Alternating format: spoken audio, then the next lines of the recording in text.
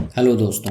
आज हम बात करने वाले हैं गैरी चैपमैन के द्वारा लिखी गई best selling book the 5 love language की समरी।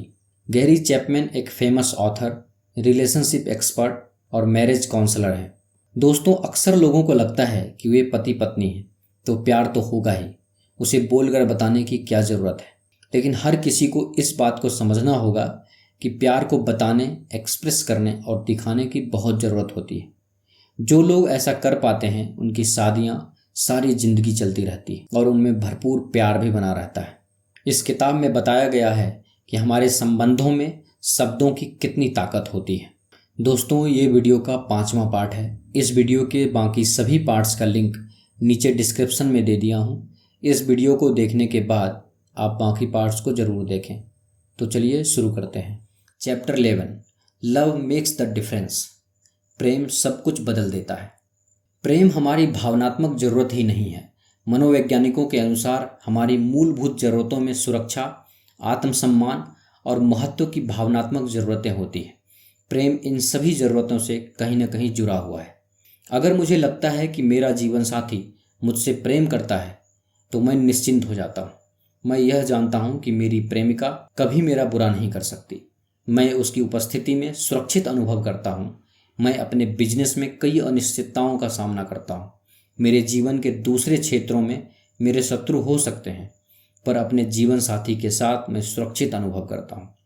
लेखक आगे कहते हैं, आत्मसम्मान की मेरी भावना इस तथ्य से बलवती हो जाती है कि मेरा जीवन साथी मुझसे प्रेम करता है। आखिर वह मुझसे प्रेम करती है और इसीलिए मैं प्रेम करने के काबिल हूँ। मेरे पालकों ने मेरे सम्मान या महत्व के बारे में नकारात्मक या मिले जुले संदेश दिए होंगे, पर मेरा जीवन साथी मुझे एक वैश्य के रूप में जानता है और मुझसे प्रेम करता है। उसका प्रेम मेरे आत्मसम्मान की भावना को बढ़ाता है। प्रेम हर चीज़ का जवाब नहीं है, हर समस्या का हल नहीं है, परंतु यह सुरक्षा का ऐसा माहौल बना सकता है जिसमें हम अपनी परेशानियों का हल खोज सकते हैं। प्रेम की सुरक्षा में एक दंपत्ति बिना एक दूसरे की आलोचना किए अपने मतभेदों पर विचार विमर्श कर सकते हैं। मतभेद दूर किए जा सकते हैं। दो भिन्न प्रकृति के लोग एक साथ सामंजस्य में रहना सीख सकते हैं। हमें पता चलता है कि एक दूसरे के सर्वश्रेष्ठ गुणों को सामने कैसे लाएं। यही प्रेम के पुरस्कार हैं। अपने जीवन साथी को प्रेम करने के निर्णय में अद्भुत संभावनाएं निहित हैं। उसकी प्राथमिक प्रेम भाषा सीखने से वे संभावनाएं हकीकत में बदल जाती हैं। प्रेम सचमुच दुनिया को चलाता है। साइकोलॉजिस्ट ने यह साबित किया है कि दरअसल लव आपकी दूसरी नीड्स जैसे सिग्निफिकेंस, सिक्योरिटी और सेल्फ एक्सपीरियंस के साथ भी एक कनेक्शन फॉर्म करता है। यह प्रूव हो चुका है कि जब आपके पार्टनर का प्यार आपको सेफ और वर्दी फील कराता है, ये आपको एक सेंस ऑफ सिक्योरिटी देता है। ये दुनिया की सबसे बेस्ट फीलिंग होती है। जब आप किसी को उतना ही प्यार करते हैं जब पहली बार मिले थे, आप इसे एक ब्लेसिंग समझ सकते हैं। जब आपको प्यार मिलता है तो आपको फील होता है कि आप कितने वैल्यूएबल हैं। आपकी सेल्फ स्टीम बिल्ड होती है और ये आपकी क्वालिटी ऑफ लाइफ भी इम्प्रूव करता है। अगर मैरिड लाइफ में भरपूर प्यार है तो आप बिना किसी हेजिटेशन के अपने पार्टनर से कोई भी प्रॉब्लम शेयर कर लेते हैं। लव सिर्फ एक सॉल्यूशन ही नहीं है, बल्कि ये एक प्लेटफॉर्म भी है। यहाँ एक अनलविंग स्पाउस भी आपसी अंडरस्टैंडिंग से लविंग बन जाता है। Chapter 12, loving the unlovely. अनाकर्षक से प्रेम कैसे करें। इस चैप्टर के शुरुआत में लेखक कहते हैं कि मेरा एक पाठक जिसका नाम है एन, उसने एक सवाल किया कि क्या कोई किसी अनलव्ड पर्सन को प्यार कर सकता है। ये सवाल सुनकर मुझे और मेरी वाइफ को हमारी मैरिड लाइफ के कुछ टफ एक्सपीरियंसेस याद आ गए थे। हम भी उस दौर से गुजरे थे जब हम दोनों बहुत आर्गुमेंट्स करते थे। हमें एक दूसरे पर इतना गुस्सा आता था कि हर छोटी छोटी बात पर हमारी लड़ाई होती थी, जिसका रिजल्ट ये हुआ कि हमें एक दूसरे की शक्ल से भी नफरत होने लगी थी। हमारे इश्यूज इतने बड़े हो गए थे कि हमारे मैरिड लाइफ में लव के कॉन्सेप्ट पर से ही यकीन उठ गया था। तब हमने एक साथ बैठकर एक दूसरे के इमोशंस को हर्ट किए बगैर सारी प्रॉब्लम्स डिस्कस की। गुस्से और हेट करने के बजाय हमने सॉफ्ट मैनर में एक दूसरे की बात सुनी और समझी। हमने बिना किसी एक्स्ट्रा डिमांड के ऑनेस्ट सजेशंस दिए जिससे हमारा प्यार भरा रिश्ता बरकरार रहे। और इस सब का रिजल्ट ये निकला कि हमने अपने लैंग्वेज ऑफ लव डिस्कवर की।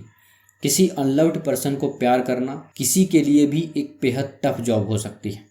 हेट का प्राइमरी रिएक्शन भी हेट और गुस्सा ही होता है।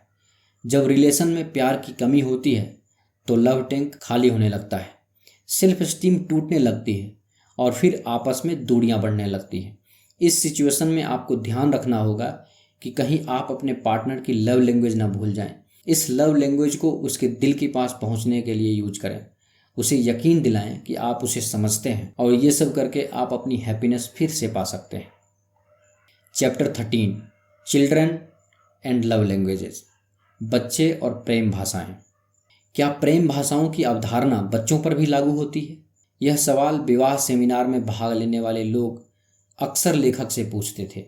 लेखक आगे कहते हैं कि इस सवाल का मेरा स्पष्ट उत्तर होता है हाँ। जब बच्चे छोटे होते हैं तो आपको उनकी प्राथमिक प्रेम भाषा पता नहीं होती, इसीलिए आप उनके साथ 5 प्रेम भाषाओं का प्रयोग करें।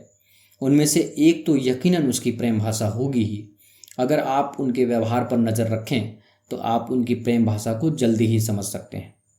यह चैप्टर अपने बच्चों की लव लैंग्वेज समझने के बारे में है। आपको अपने बच्चों के साथ एक स्ट्रॉन्ग कनेक्शन और लविंग रिलेशनशिप डेवलप करना सीखना होगा।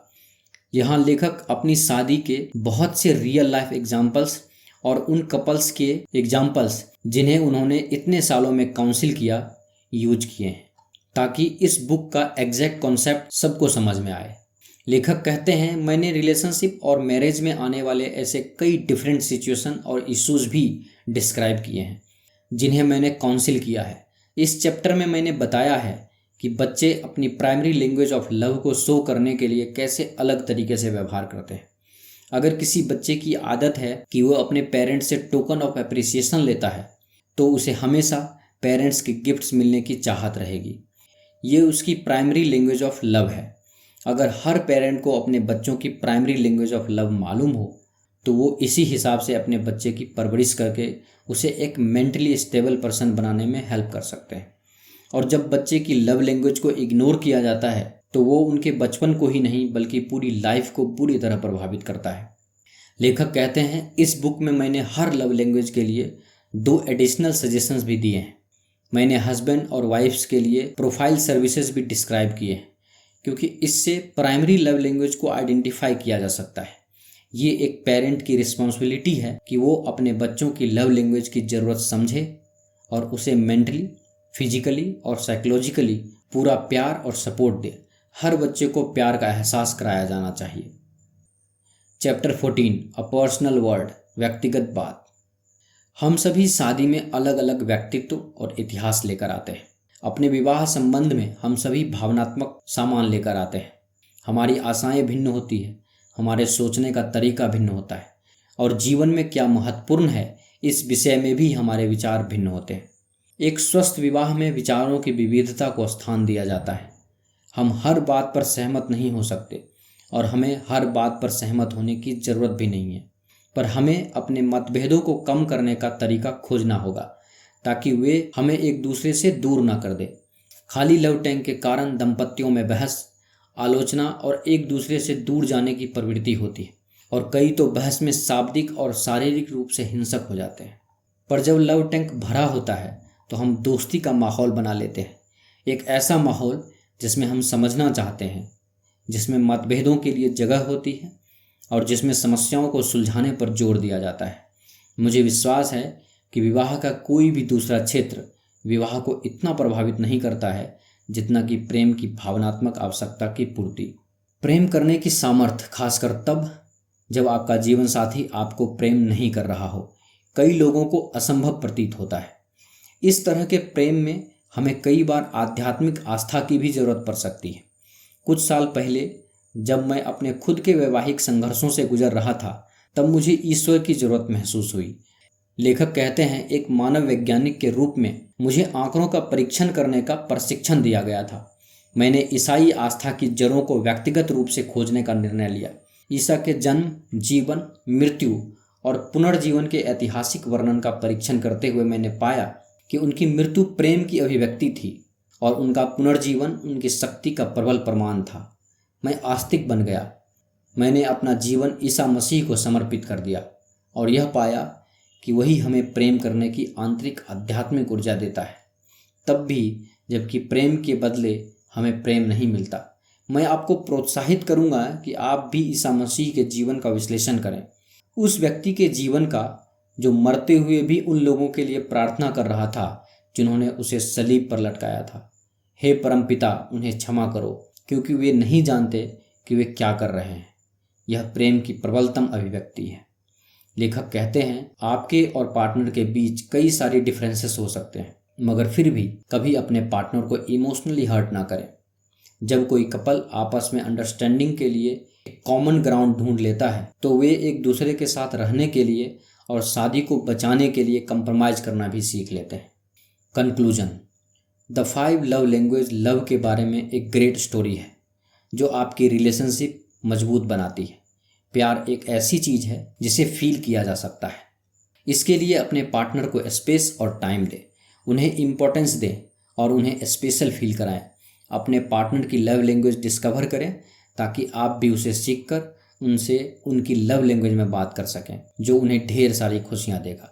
आप अपने पार्टनर से कैसे प्यार का इजहार करते हैं, उसकी प्राथमिक प्रेम भाषा सीखने से ध्यान देने की वे संभावनाएं अगर आपके पार्टनर को आपसे प्रेम सिखाते हैं दुनिया को उस पर गौर करें, एनालाइज करें। ने ये साबित किया आपको किस तरह दरअसल लव आपकी दूसरी नीड शादी में जैसे सिग्निफिकेंस लव की इच्छा हर मानव के साइकोलॉजिकल के साथ भी डीपली कनेक्शन फॉर्म करता है। हर एक प्रूव हो चुका है कि जब आप लाइफ पार्टनर का प्यार दे और अपने रिश्ते में वर्दी फील कराता है, अपने प्यार को एक्सप्रेस करना सीखें। लव लैंग्वेज के ये दुनिया की सबसे बेस्ट फॉलो करके एक जब आप किसी को उतना ही प्यार करते हैं जब पहली बार दोस्तों यह थी गैरी चैपमैन द्वारा लिखी बुक सकते हैं द 5 लव लैंग्वेज की समरी।